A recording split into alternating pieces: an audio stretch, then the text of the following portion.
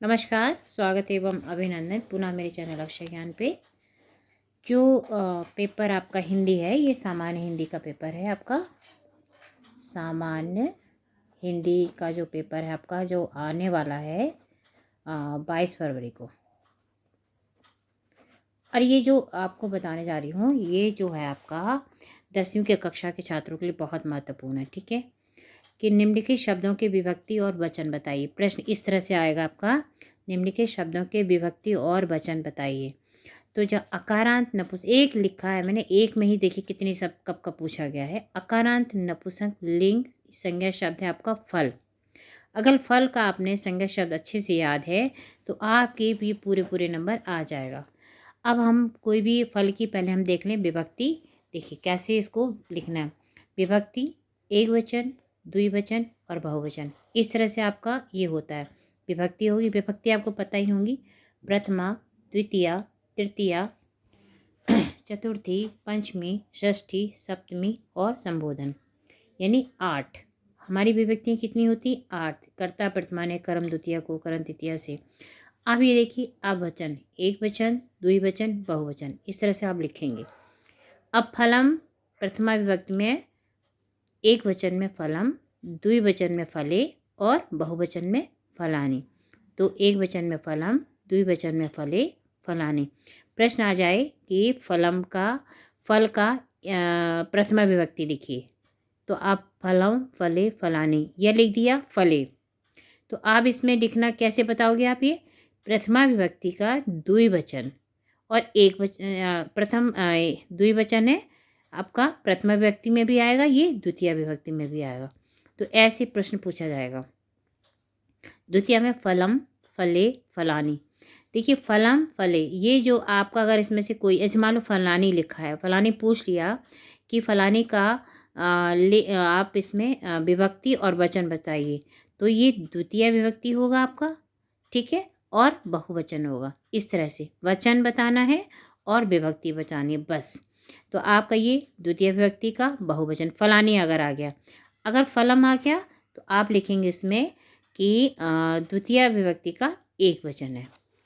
अब देखिए तृतीय विभक्ति में फलेन, फलाभ्याम और फलही। देखिए फलेन कब आया है? 2020 में भी आया, 23 में भी आया। पूछा गया फलेन की विभक्ति और वचन बताइए, तो एक वचन हो गया, तृतीय विभक्ति होगी। अब फलाभ्याम पूछा हो तो उसमें आपकी तृतीय विभक्ति होगी और आपका द्विवचन होगा। फलही देखिए कब तक आया, बहुत इंपॉर्टेंट, 17, 18, 19, 20, 23, इस तरह से पूछा जाएगा। फलही का विभक्ति बताइए और वचन बताइए, तो ये बहुवचन होगा और प्लस आपकी विभक्ति कौन सी होगी? आपकी तृतीय विभक्ति। इसी तरह अब है फलाए, ये आया है 16 में और 22 में। तो फलाए का विभक्ति आपकी चतुर्थी है और वचन आपका एक वचन है। इसी तरह फलाभ्याम और फलेभ्या पूछ लें तो आपको पता होना चाहिए। पंचमी में फलात आया है, 16 में, 18 में, 22 में, 23 में, लगातार आया है, सोचिए। तो फल से कोई ना कोई आपका पूछा जाना निश्चित रूप से कंफर्म है। तो फलात है, ये आपका पंचमी विभक्ति का है और एक वचन है। पूछा जाए फलात किस विभक्ति का, कौन सा वचन है फलात में, तो आप बता सकते हैं फल धातु फल शब्द रूप है आपका और पंचमी विभक्ति का एक वचन है। अब इसमें अगर फलेभ्य आ गया और फलेभ्य यहाँ भी है, तो आपका चतुर्थी और पंचमी में जो आपका बहुवचन है फलेभ्य। ठीक है, पंचमी और आपका ये चतुर्थी और पंचमी में आपका जो बहुवचन है फलेभ्य होगा। ठीक है, और फलाभ्याम आपको पता ही है कि ये लगातार 3 बार होता है, तृतीया, चतुर्थी और पंचमी में। ठीक है, अब षष्ठी में आपका जो फलस्य है 2015 में, 20 में, 17 में, 18 में, और फलानाम, ये जो आपका फलस्य आ गया आपका षष्ठी विभक्ति एक वचन हो गया। फलयो जो है आपका द्विवचन है आपका षष्ठी का, 17 में भी आया, 18 में भी आया। अब देखिए फलानाम बहुत लगातार आया, ये पूरी संभावना है इसको आने की। तो 2016 में, 17 में, 18 में, 19 में, 20 में और 22 में। ठीक है, 23-24 गैप है, तो इसका मतलब आएगा ही आएगा। तो फलानाम आपका बहुवचन है आपका षष्ठी का। ठीक है, फलानाम षष्ठी का बहुवचन है। सप्तमी में फले, फल्यो, फलेशु, तो फलेशु पूछा गया है 2019 में।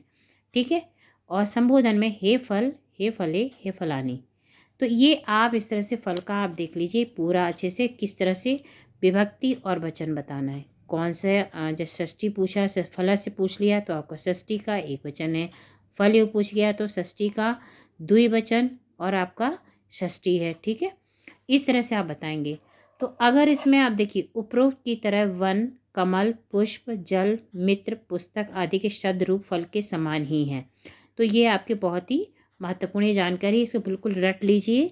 और 2022 में ही आपका ये 2024 में निश्चित रूप से आने वाला है।